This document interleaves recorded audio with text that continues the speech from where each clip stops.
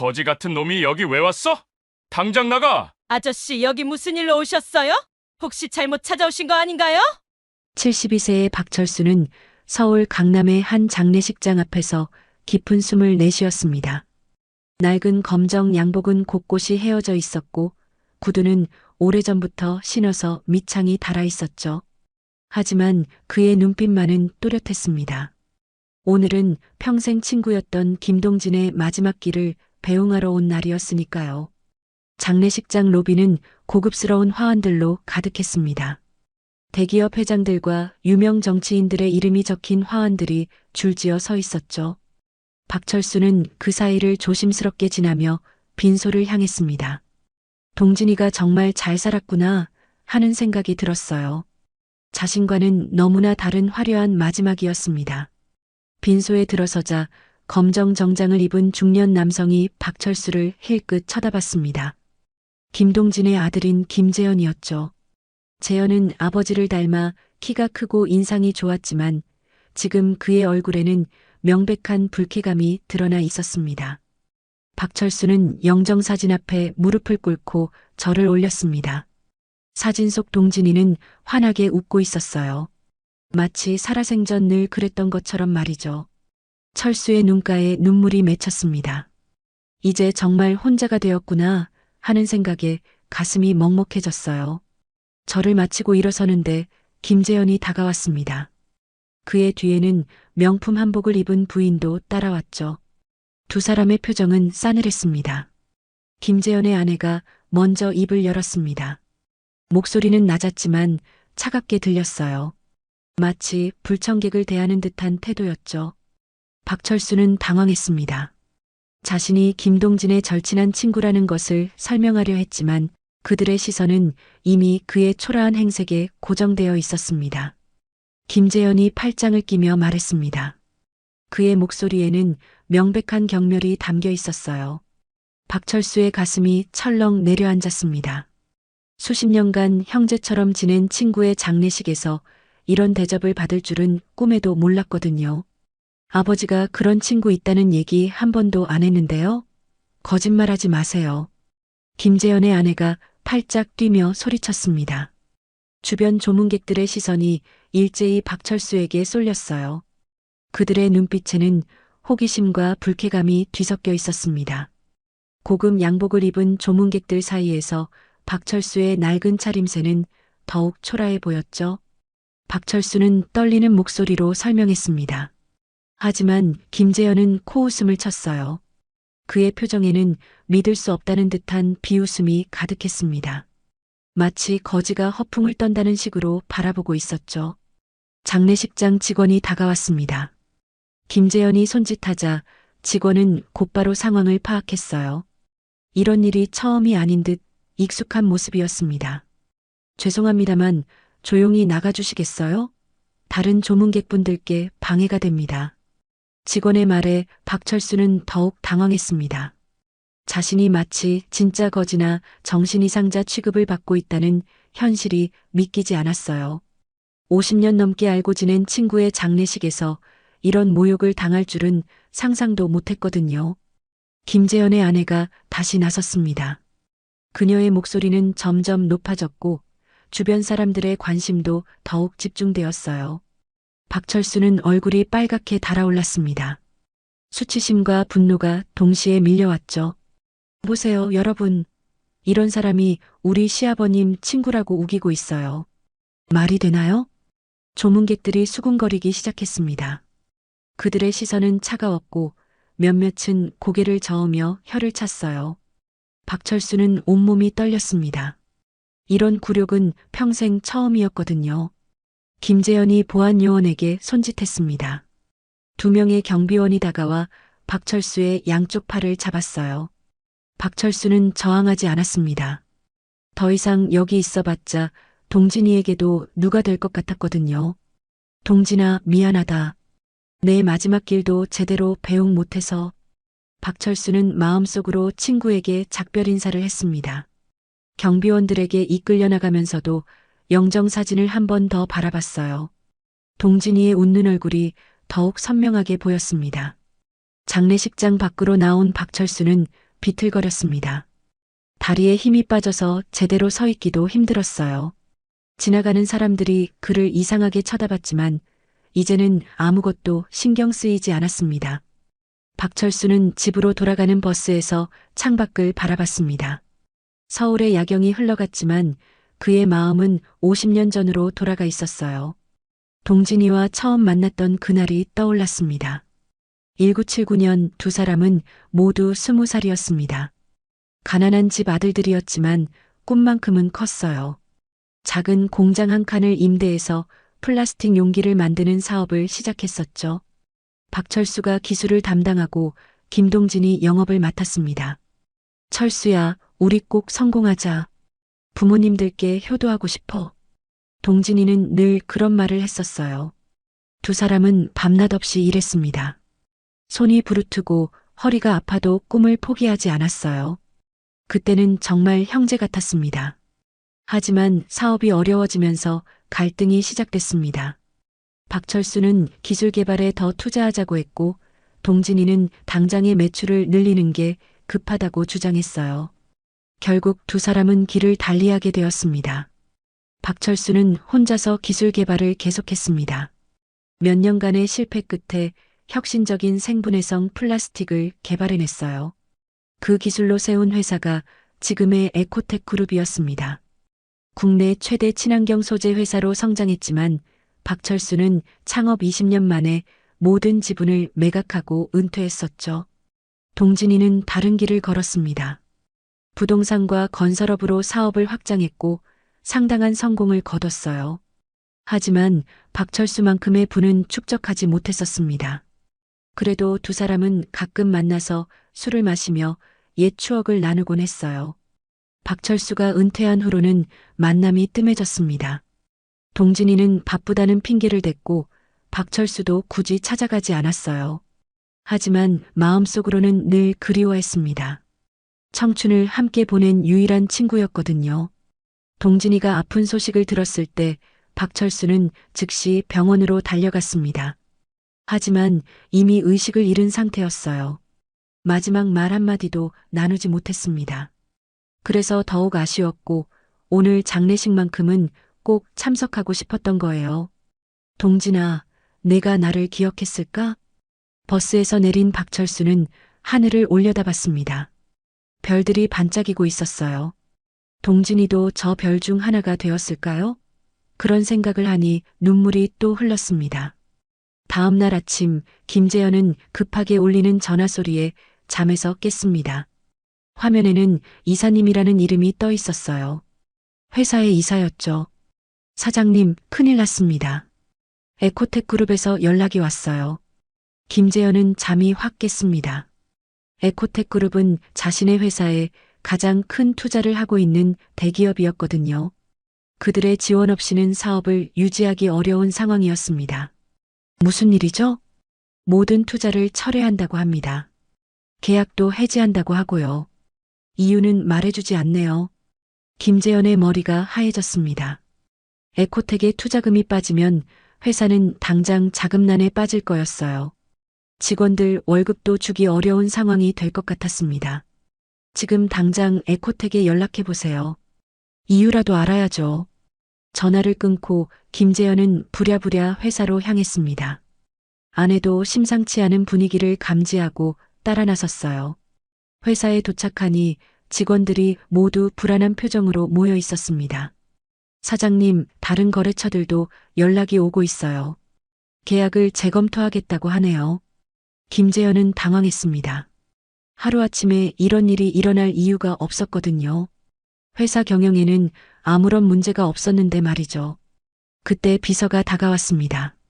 손에는 한 장의 팩스가 들려 있었어요. 사장님, 에코텍 그룹에서 팩스가 왔습니다. 김재현은 팩스를 받아들고 읽기 시작했습니다. 그런데 내용을 보는 순간 얼굴이 창백해졌어요. 김동진 회장의 장례식에서 있었던 일에 대해 깊은 유감을 표합니다. 박철수 회장님은 저희 에코텍 그룹의 창립자이시며 김동진 회장님의 오랜 친구분이셨습니다. 귀하의 무례한 행동에 대해 강력히 항의하며 향후 모든 거래 관계를 중단하기로 결정했습니다. 김재현의 손이 떨렸습니다. 박철수가 에코텍 그룹의 창립자라니요? 그 초라한 할아버지가 자신의 회사, 운명을 쥐고 있는 사람이었다는 걸까요? 여보, 뭐라고 나와 있어요? 아내가 다가와서 팩스를 들여다봤습니다. 그녀의 얼굴도 점점 하얘졌어요. 이럴 수가 없어요. 그 거지 같은 할아버지가 에코텍 창립자라고요? 김재현은 급히 인터넷을 검색했습니다. 에코텍 그룹의 창립자 박철수에 대한 기사들이 쏟아져 나왔어요. 사진을 보니 어제 장례식장에서 쫓아낸 바로 그 할아버지였습니다. 김재현은 하루 종일 전화기를 붙들고 있었습니다. 에코텍 그룹과 연결된 모든 거래처들이 연락을 끊어버렸거든요. 마치 누군가가 조직적으로 압력을 가하고 있는 것 같았습니다. 사장님, 은행에서도 연락 왔어요. 대출 조기 상환을 요구한다고 합니다. 이사의 말에 김재현은 주저앉았습니다. 이제 정말 끝이었어요. 회사를 유지할 방법이 전혀 보이지 않았습니다. 아내는 거실에서 울고 있었습니다. 명품 가방들과 보석들을 바라보며 한숨을 쉬고 있었어요. 이 모든 것들을 팔아도 빚을 다 갚기는 어려울 것 같았습니다. 이럴 줄 알았으면 그 할아버지한테 잘할 걸 그랬어. 김재현도 후회가 밀려왔습니다. 아버지가 정말 박철수와 친했던 것 같다는 생각이 들었거든요. 아버지의 서재에서 옛날 사진들을 뒤져보니 젊은 박철수와 함께 찍은 사진들이 여러 장 나왔어요. 사진 속 두 사람은 정말 친해 보였습니다. 어깨동무를 하고 웃고 있는 모습이 인상적이었어요. 아버지가 박철수를 얼마나 소중하게 생각했는지 알 수 있었습니다. 아버지, 제가 잘못했습니다. 김재현은 아버지 영정 앞에서 무릎을 꿇었습니다. 아버지의 친구를 그렇게 모욕한 자신이 부끄러웠어요. 돈과 권력만 보고 사람의 진정한 가치를 보지 못했던 거죠. 회사 직원들도 하나둘 사표를 내기 시작했습니다. 회사가 망한다는 소문이 돌면서 모두들 미리 다른 직장을 구하려고 했어요. 김재현은 그들을 붙잡을 수도 없었습니다. 며칠 사이에 김재현의 삶은 완전히 뒤바뀌었습니다. 아침에는 성공한 사업가였는데 저녁에는 파산 직전의 신세가 되어버렸어요. 모든 것이 박철수 할아버지의 한마디에서 시작된 일이었습니다. 아내는 친정으로 돌아가겠다고 했습니다. 이런 상황을 견딜 수 없다는 거였어요. 김재현은 혼자가 되었습니다. 넓은 집에서 혼자 앉아 있으니 모든 게 허무하게 느껴졌어요. 박철수 할아버지를 찾아가야겠어.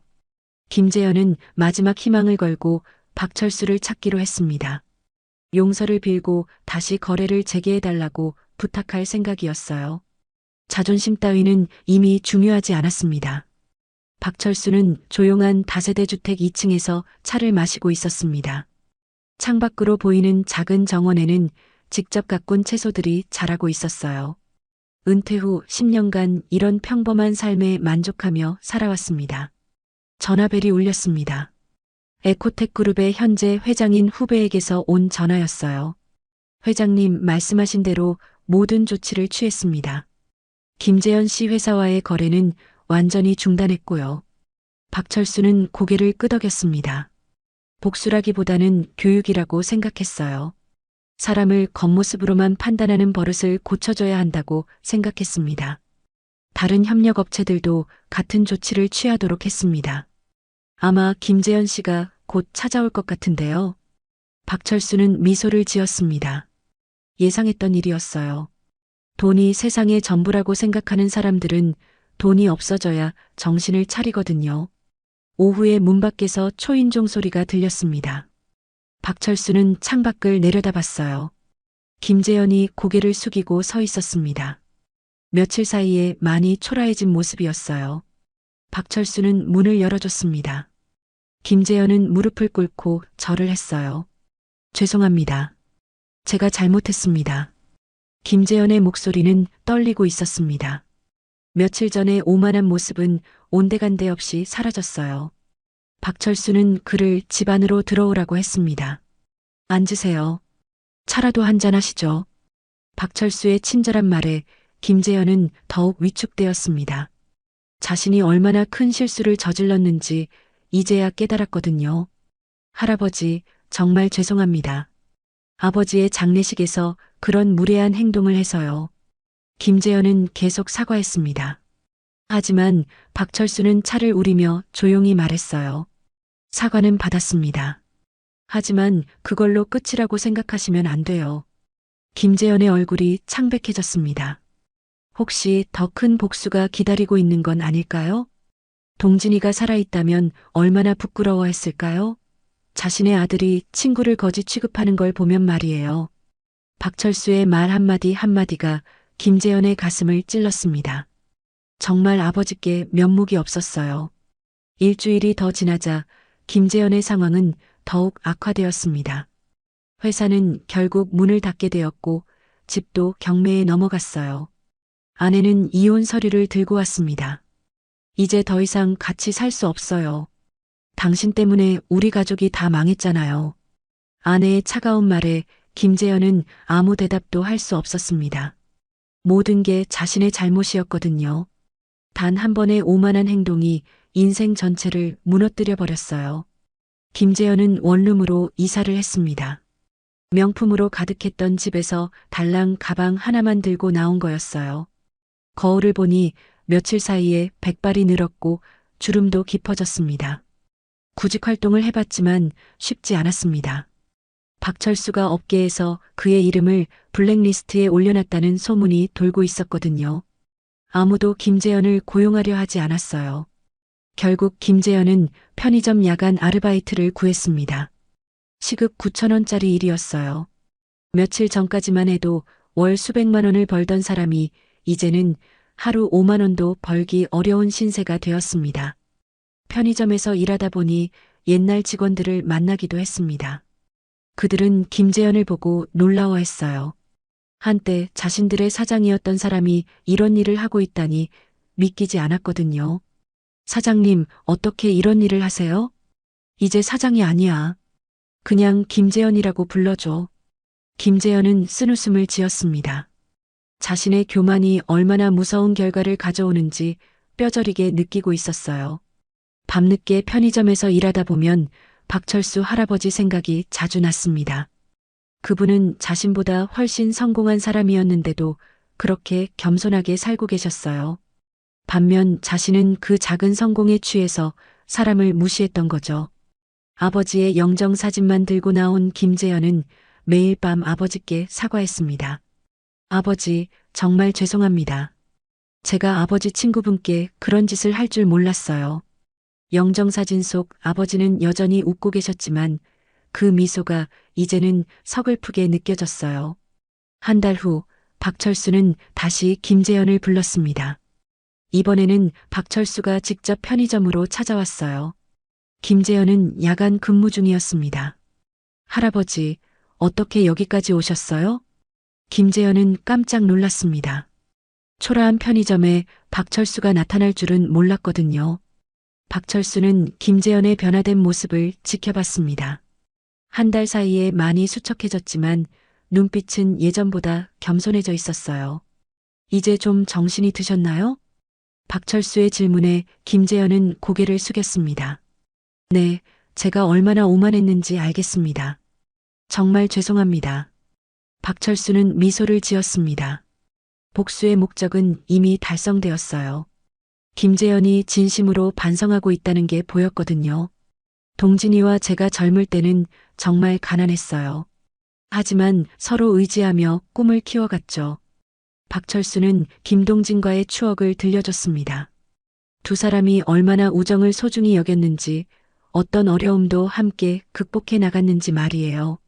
아버지께서 할아버지를 정말 소중히 생각하셨구나. 김재현은 비로소 아버지의 마음을 이해할 수 있었습니다. 박철수가 단순한 사업 파트너가 아니라 인생의 동반자였다는 걸 깨달았어요. 박철수는 주머니에서 작은 봉투를 꺼냈습니다. 이건 동진이가 마지막에 당신에게 남긴 편지예요. 병원에서 의식을 잃기 직전에 간신히 써놓은 거죠. 김재현은 떨리는 손으로 편지를 받았습니다. 아버지의 마지막 필체였어요. 재현아, 아빠가 너무 바쁘게 살다가 정작 중요한 걸 가르쳐주지 못했구나. 사람은 돈이나 지위로 판단하는 게 아니야. 마음이 가장 중요한 거란다. 철수는 내 평생 친구야. 잘 대해주렴. 편지를 읽은 김재현은 눈물을 흘렸습니다. 아버지의 마지막 부탁을 어긴 자신이 너무 부끄러웠어요. 박철수는 김재현의 어깨를 토닥여 주었습니다. 이제 새로 시작하세요. 에코텍에서 일자리를 하나 마련해 드리겠어요. 하지만 처음부터 다시 배운다는 마음으로 하셔야 해요.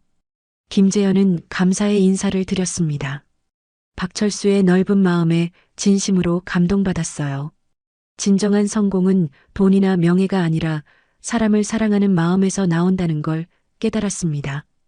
그리고 한 번의 실수로 모든 걸 잃을 수도 있지만 진심으로 반성한다면 다시 시작할 기회도 있다는 것도 알게 되었어요. 오늘도 여러분의 소중한 시간을 내어 이 이야기를 들어주셔서 정말 감사합니다. 구독과 좋아요는 더 좋은 이야기를 만드는 원동력이 됩니다. 댓글로 여러분의 생각도 나눠주세요.